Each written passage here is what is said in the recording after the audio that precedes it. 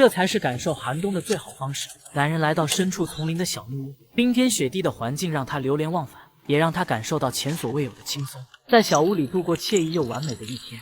一场暴风雪过后，树林被厚厚的积雪完全覆盖，俨然变成童话里的模样。阿强背着行囊来到小木屋前，他要在自己最喜欢的天气住在小屋中，感受大自然的魅力。先用脚简单把门前的积雪清理一下，坐在门前的树桩上，喝一杯浓郁的咖啡休息片刻。随后才背着行李来到小屋，现在的气温有零下10几度，此时的小屋内和外面一样寒冷。阿强先劈了一些木柴，放入壁炉中生起火，让小屋暖和起来。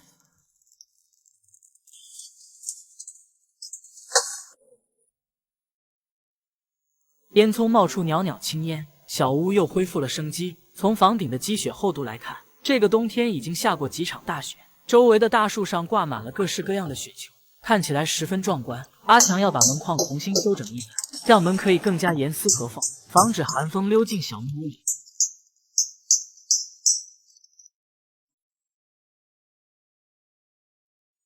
在冬天来临之前，阿强已经储存了很多木柴，足够使用很长时间。把门框处理好后，他从侧墙旁取来一些木豆，把它们劈成木条搬进小屋里。这些木柴足够让壁炉燃烧1个晚上。随后拿出1碗速食米饭，切成小块后倒进锅中煮上几分钟，简单吃一顿午餐。等吃饱有了力气，开始清理房顶上的雪。虽然小屋看起来很稳固，但为了保险起见，每次过来他都要把房顶上的雪清理一下。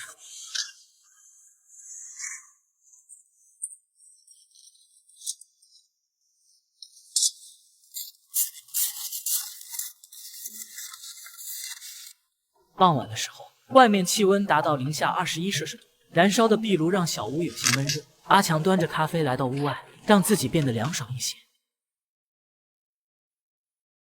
等天完全黑下来，他在门口升起篝火，起锅烧油，煎上3根肉肠，简单做顿晚餐。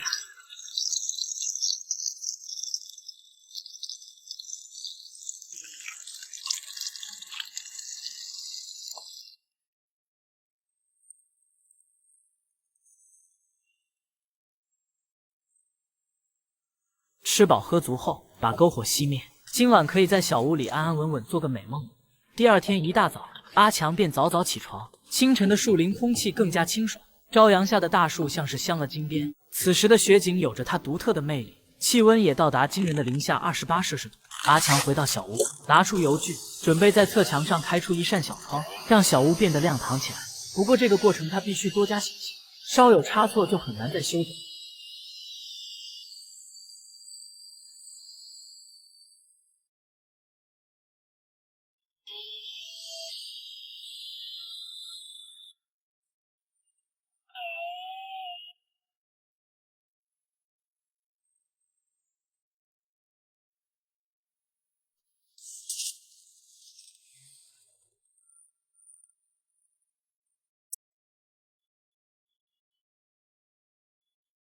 在阿强熟练的操作下，一扇小窗很快就完成了。不但让小屋采光效果更好，还方便观看外面的雪景。以后他可以经常来到小屋，过上1、2天轻松惬意的生活了。